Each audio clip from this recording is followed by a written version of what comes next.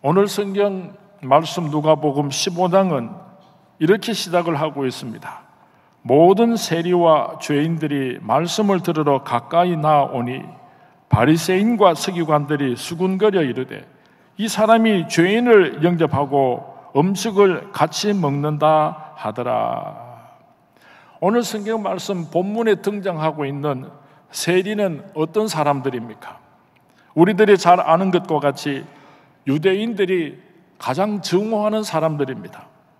세리들에 대한 유대인들의 속담이 있는데 산에는 짐승이 있고 땅에는 세리가 있다는 말이 있다고 합니다. 다시 말하면 세리는 사람이 아니라 짐승봐도 못한 존재라는 뜻을 가지고 있습니다.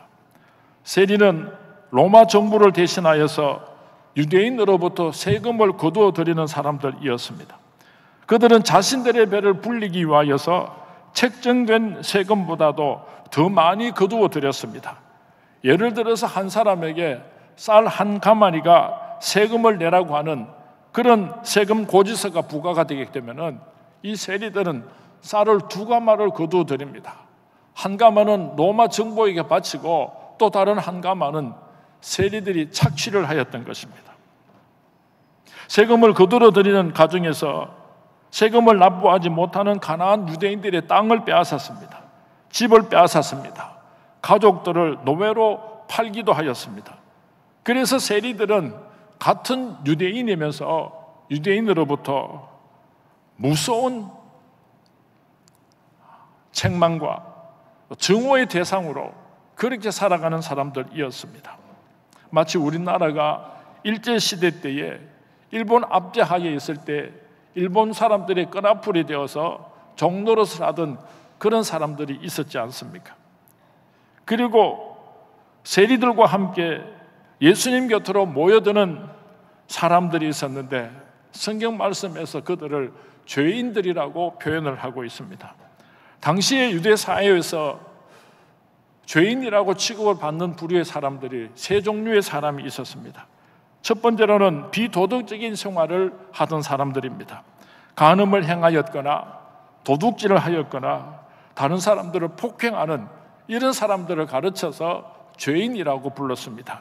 두 번째로는 불명예스러운 직업을 가진 사람들을 죄인이라고 불렀습니다.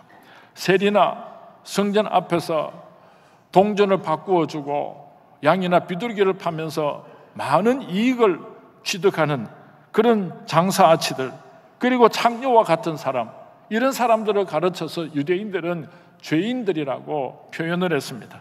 그리고 세 번째로는 하나님에 의하여 저주를 받았다고 생각되는 사람들이 있었습니다. 나병이나 혈루병 같은 불치의 병에 걸린 사람들은 저 사람들은 죄가 있어서 하나님에게 징계를 받았다, 그렇게 생각을 하고 죄인처럼 취급을 했던 것입니다. 이렇게 유대인 사회로부터 죄인이라고 낙인이 찍힌 사람들은 사회생활을 하는데 많은 제한을 받았습니다. 그들은 성전에 들어가서 하나님 앞에 온전한 제사를 올려드릴 수가 없었습니다. 그들과 함께 식사하는 것을 대단한 수치로 생각을 했습니다. 길을 가다가 죄인들이라고 지목이 되는 그런 사람들과 마주치게 될 때에 매우 불쾌하다고 생각을 했었습니다. 그런데 예수님께서는 바로 그런 세리들과 바로 그런 죄인들과 함께 식사도 하시고 그 사람들의 집에 찾아가서 유숙하시기도 하셨던 것입니다. 이러한 예수님의 처신을 바리새인과 서기관들이 바라볼 때에 심히 못마땅했습니다. 그래서 그들이 수군거리기 시작했다고 성경 말씀에 기록을 하고 있습니다. 스스로 나는 의인이다, 나는 거룩하다, 그렇게 자부를 하였던 바리새인들과 서기관들의 입장에서 보면은 죄인들과 함께 교제를 하고 죄인들과 함께 식사를 하는 예수님의 모습은 심히 못마땅했던 것입니다. 그리고 예수님도 바로 그 죄인들처럼 그렇게 여겨졌던 것입니다. 그렇게 생각을 하고 있는 바리새인과 서기관들의 잘못된 생각을 고쳐주시기 위하여서 오늘 누가복음 15장에서 예수님께서는 3가지 비유를 말씀하고 있습니다.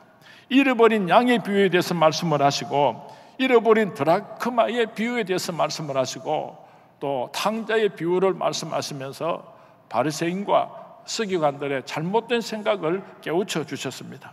첫 번째 비유의 말씀입니다. 4절에서 6절까지 말씀에 기록되고 있습니다. 너희 중에 어떤 사람이 양 100마리가 있는데 그 중에 하나를 잃으면은 99마리를 덜에 두고 그 잃은 것을 찾아내기까지 찾아다니지 아니하겠느냐?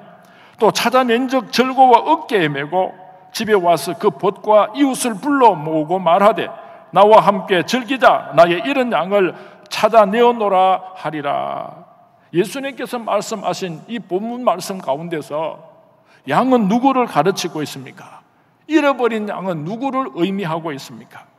바리새인과 서기관들에 의하여서 사람 취급도 받지 못한 채 언제나 고개를 떨구고 살아야 했던 세리들과 죄인들을 가리키는 것입니다. 어느 누구도 관심을 가져주지 않았고 가까이 하려고 하는 사람들도 없었던 세리들과 죄인들을 의미하는 것입니다. 나는 어렵다고, 나는 깨끗하다고 생각하는 사람들에 의하여서 절망의 낭떠러지로 떨어져 나간 불쌍한 사람들을 의미하는 것입니다. 하나님께 예배를 드리고 싶어도 거절당한 사람들인 것입니다. 그러나 목자에게는 달랐습니다. 그러나 예수님께는 그런 존재들이 달랐습니다. 천하보다도 귀한 존재들이었습니다. 반드시 찾아서 구원해야 할 예수님께서 사랑하는 생명들이었습니다. 세리와 죄인들은 사람들이 정오하고 짐승처럼 여길 만큼 많은 죄를 지은 사람들입니다. 예수님께서도 그들이 지은 죄를 사랑하신 것은 아닙니다. 그들이 지은 죄를 얼마나 미워하셨는지 모릅니다. 그러나 예수님께서는 죄인을 미워하시지 않았습니다. 죄인을 얼마나 사랑하셨는지 모릅니다.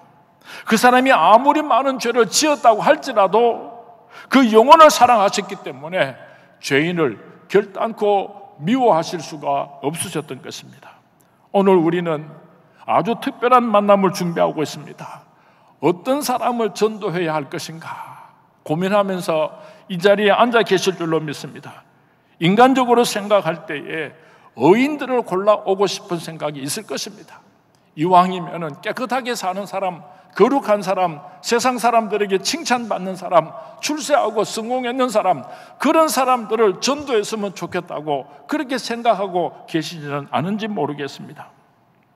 예수님께서 말씀하셨습니다. 건강한 자에게는 의사가 필요 없고 병든 자에게라야 의사가 필요 있느니라.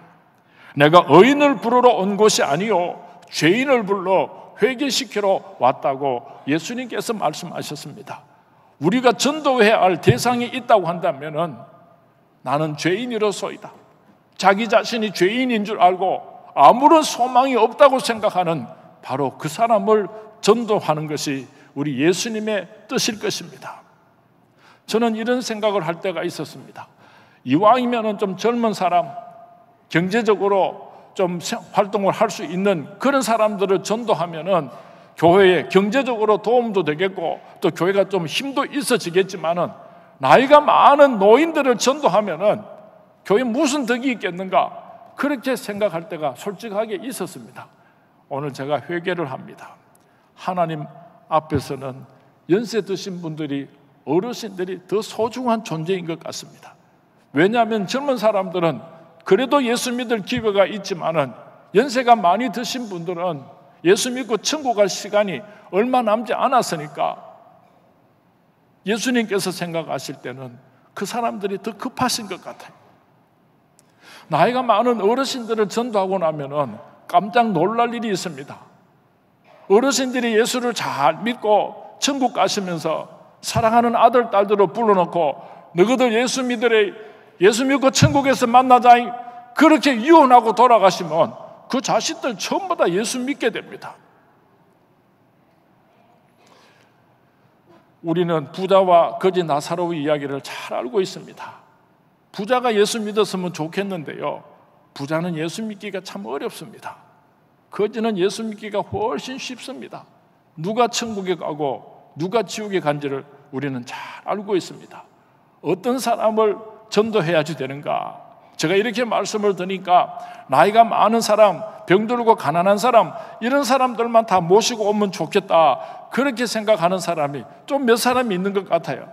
꼭 그렇게 하라는 말씀이 아니고, 누구든지 하나님 앞에서는 천하보다도 귀한 영혼이라는 것을 알고, 가난한 사람이든지 병든 사람이든지 부자든지 그 어떤 사람이든지 강군하여 데려다가 내 집을 채우라, 예수님의 말씀에 순종하는 저와 여러분이 될 수 있기를 주님의 이름으로 부탁을 드립니다.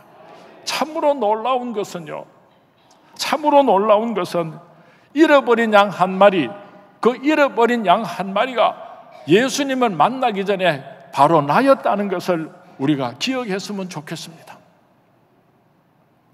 잃어버린 양 한 마리가 내가 아닌 다른 사람이라고 생각하는 경우가 얼마나 많은지 몰라요.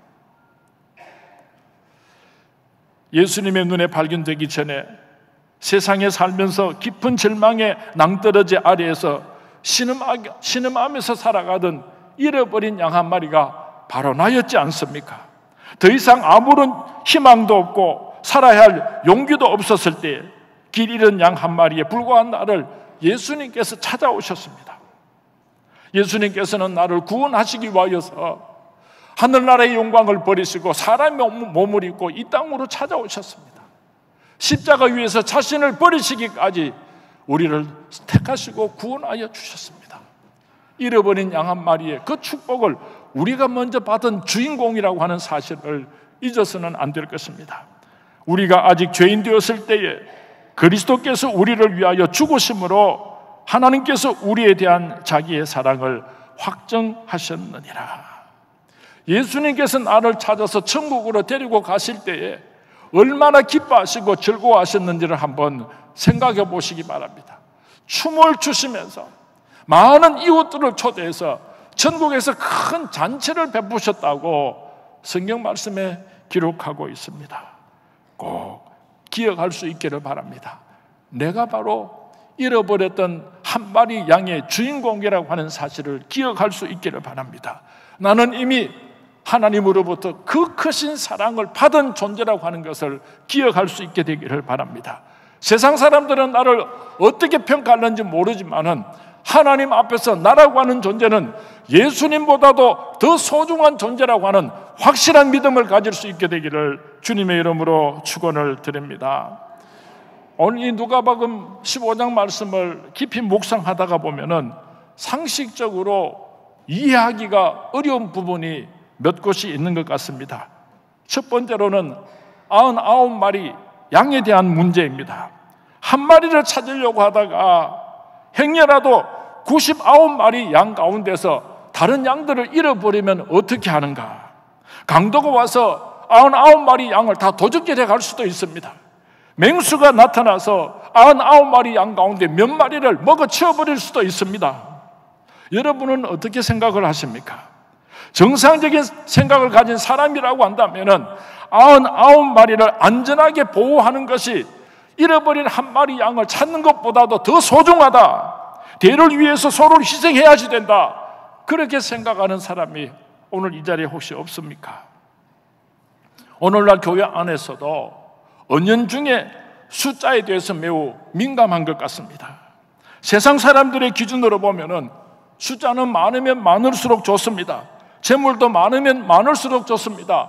지위도 높으면 높을수록 좋습니다. 그것이 성공의 기준이라고 생각하는지 모릅니다. 그러나 주님의 기준으로 볼 때는 99마리 양보다도 길 잃은 양 한 마리가 더 소중했다고 하는 사실입니다.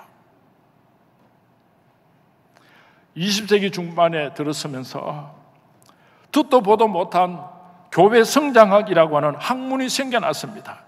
교회는 경영의 대상이 되고 말았습니다. 어떻게 하면 교회를 성장시키겠는가? 세상적인 경영 방법을 도입하려고 하는 타락하고 부패한 그런 생각들이 교회 안에 찾아 들어오게 되었습니다. 숫자를 어떻게 하면 많이 늘릴 수가 있겠는가? 이것은 세상적인 사람이 한 영혼이 천하보다도 더 소중하다는 여기에 초점을 맞추는 것이 예수님의 마음인 것입니다. 들에 있는 99마리 양보다도 오늘 지금 길을 잃고 죽음 가운데서 절망 가운데 헤매이는 한 마리 양이 내게는 더 소중하고, 그 양 한 마리를 찾아서 어깨에 메고 집으로 돌아오면은 들판에 있는 구원함을 받은 99마리 양으로 인하여서 기뻐하는 것보다도 더 큰 기쁨이 내게 있다고 예수님께서 말씀하십니다. 또 한 가지 오늘 본문 속에서 이해하기 어려운 내용이 있습니다. 6절 말씀에 보면은 집에 와서 그 벗과 이웃을 불러 모으고 말하되 나와 함께 즐기자. 나의 잃은 양을 찾아내어노라 하리라. 잃어버린 양 한 마리를 찾았다고 해가지고 친구들과 이웃 사람들을 다 불러 모아서 잔치를 베풀었습니다. 양 한 마리의 가격이 얼마쯤 되겠습니까? 잘은 모르지만 한 10만 원쯤 된다고 생각을 하고, 온 동네 사람들을 불러 모아서 잔치를 열려고 하면은 얼마나 많은 돈이 들어가서 가겠습니까? 아무리 적게 들어도 50만 원은 있어야 동네 잔치를 열 수가 있을 것입니다. 10만 원짜리 양을 잃었다고 해가지고 50만 원을 들여서 잔치를 한다, 이해할 수가 없습니다. 우리말로는 배보다 배꼽이 더 큰 경우인 것입니다. 예수님께서는 이 사실을 잘 아시면서도 왜 서기관과 바리새인들에게 이런 말씀을 하셨는가? 이 말씀 속에도 예수님께서는 한 영혼을 그만큼 소중하게 여기신다는 것을 강조하고 있는 것입니다. 바리새인과 서기관들의 경제적인 논리로 양을 다뤘다면, 선한 목자이신 예수님께서는 그 양들을 사랑의 관점으로서 바라보셨던 것입니다. 경제적인 원리로 바라보면은 잃어버린 양의 가치는 10만 원에 불과하지만은, 사랑의 관점에서 본다면은 그 양의 가치는 천하보다도 귀한 것입니다. 우리가 교회 안에서 해마다 전도를 하면서 많은 예산을 사용하고 있습니다. 아니 목사님 그렇게 많은 예산을 들여가지고 겨우 30명 50명 예수를 믿었으면 이거 실패한 것 아닙니까? 그렇게 생각하는 사람들이 혹시 계실는지 모르겠습니다. 그것은 바로 바리새인의 계산법입니다. 예수님의 계산법은 그렇지 않습니다. 온 천하를 죽어도 한 영혼을 구원하게 되면은 하나님께서는 천국에서 잔치를 배설하시고 기뻐서 춤을 추신다고 오늘 성경 말씀에 우리에게 가르쳐 주고 있습니다. 두 번째로 드라쿠마 비유에 대해서 생각하면서 은혜를 나누기를 원합니다. 첫 번째 비유였던 잃어버린 양의 비유는 우리가 어떻게 전도해야지 되는가, 잃어버린 양, 바깥에 있는 양을 어떻게 전도하는가, 멀리 있는 사람들을 전도하는 것에 대한 예수님의 교훈의 말씀입니다.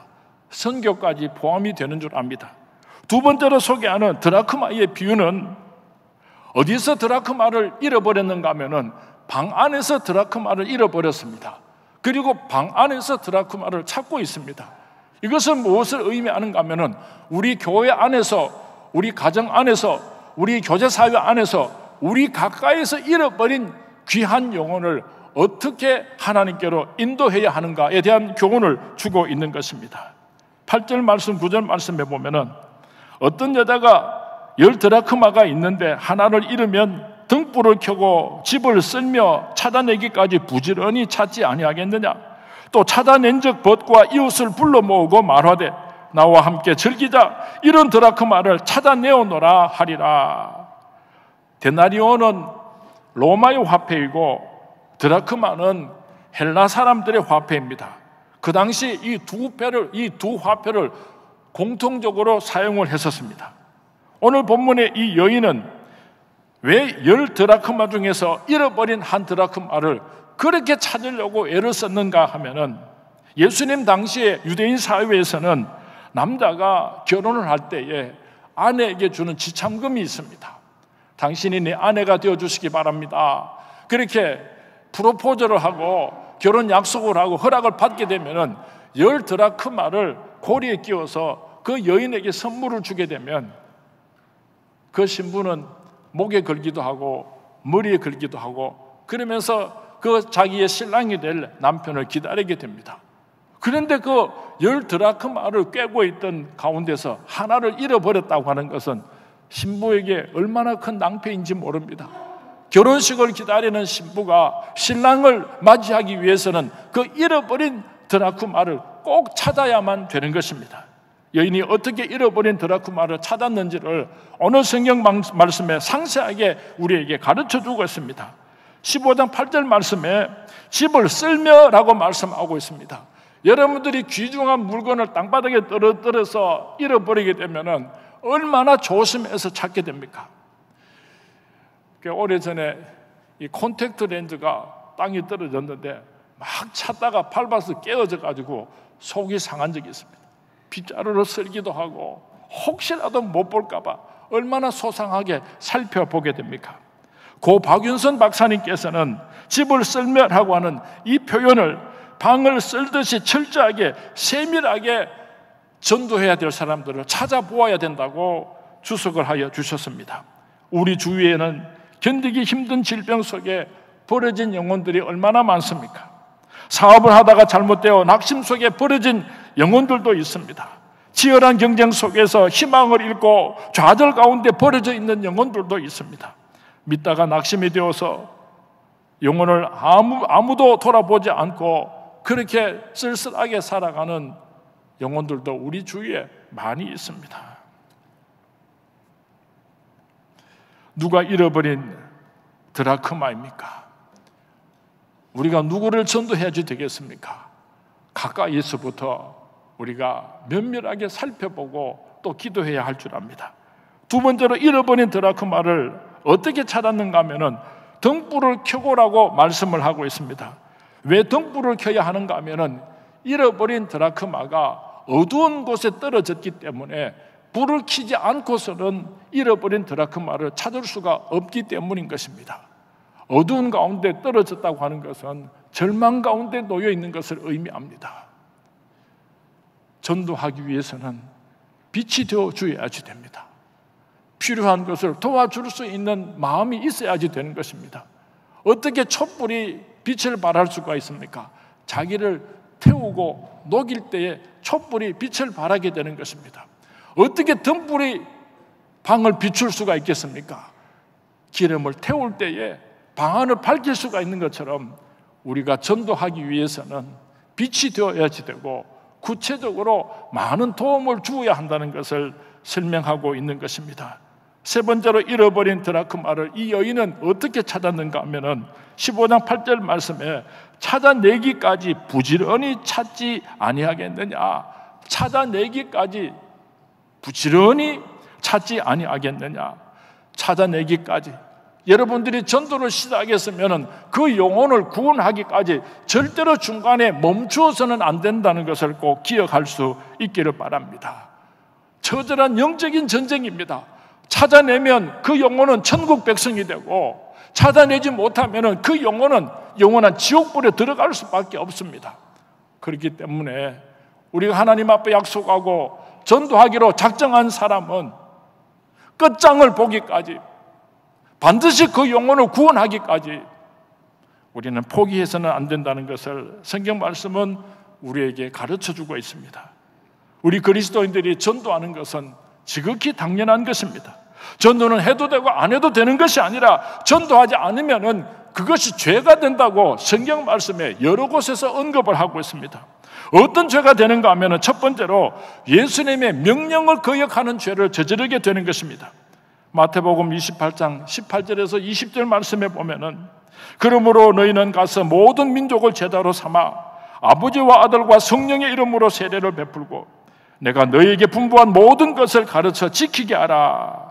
이보다 더 급한 명령이 없고 이보다 더 큰 명령도 없습니다. 날 위하여 십자가에 못 박혀 죽으신 예수님께서 우리에게 주신 마지막 명령이요 부탁입니다. 이 예수님의 부탁을, 명령을 거절한다면 이보다도 더 큰 불복종의 죄가 있을 수가 없을 것입니다. 두 번째로 전도하지 않으면 빛을 갖지 않는 죄가 된다고 말씀하고 있습니다. 사도 바울은 헬라인이나 야반인이나 지혜 있는 자나 어리석은 자에게 다 내가 빚진 자라고 로마서 1장 14절에서 고백을 했습니다. 다메섹에서 예수님을 만났습니다.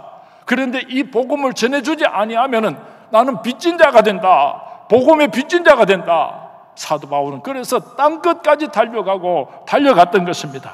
이 복음을 전하지 않으면은 내게 화가 미칠 것임이라 그렇게 고백을 했던 것입니다.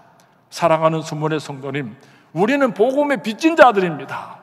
이 복음을 전하지 않으면은 내게 화가 미칠 것입니다. 세 번째로 복음을 전하지 않으면은 무슨 죄가 되는가 하면은 살인죄가 된다고 성경 말씀은 분명히 언급하고 있습니다. 에스겔서 3장 17절에서 18절 말씀에 보면은 그의 악한 길을 떠나 생명을 구원하게 하지 아니하면 그 악인은 그의 죄악 중에서 죽으려니와 내가 그의 핏값을 내 손에서 찾을 것이라고 말씀하고 있습니다. 얼마나 끔찍한 이야기입니까? 전도를 받지 못한 사람은 결국은 죽고 말 것입니다. 그 책임인 파수꾼의 책임을 우리가 감당하지 못하면은 그 사람이 지옥불로 들어가 그 책임을 나에게 물으신다고 하나님께서 말씀하셨습니다. 영국의 존 스타트 목사님은 전도하지 않는 죄라고 하는 책 속에서 예수 그리스도를 모르고 죽어가는 이웃에게 복음을 전가하지 않으면은 침묵하는 그것이 바로 죄라고 말씀했습니다. 원로 목사님께서 근래에 전도하셔서 신앙생활을 잘하는 세 가족이 있습니다. 지난 주간에 원로 목사님과 저와 몇몇 분이 같이 식사를 하면서 참 재미있는 말씀을 하셨어요. 대신동에서 사업을 하니까 많은 사람들이 그 가게를 찾아갔을 것 아닙니까? 교회에서 만나니까 얼마나 반갑습니까? 아이고 내가 교회 가자 할 때는 그렇게 고집 피우고 안 나오시더니 원로 목사님께서 교회 가자 하시니까 이제 교회 나오시네요. 잘 왔습니다. 잘 왔습니다. 여러 사람이 그러더라는 겁니다. 그런데 그 세 가족은요 단 한 번도 그런 소리를 들어본 적이 없답니다. 아무도 내보고 예수 믿자 교회 가자고 말하는 사람이 없답니다. 그런데 교회 나오니까 자기를 아는 사람들마다 전부 다 자기가 전도했다고 그렇게 말을 해가지고 깜짝 놀랐답니다. 암만 생각해봐도 전도를 받아본 그런 기억이 없답니다. 한번 여러분들 잘 생각해 보시기 바랍니다. 아랫집에 웃집에 옆집에 예수 안 믿는 사람들에게 맛있는 떡이나 빵을 가지고 가면서 예수 믿읍시다 그렇게 전도해 보셨습니까? 이상하게 착각을 하는 것 같아요.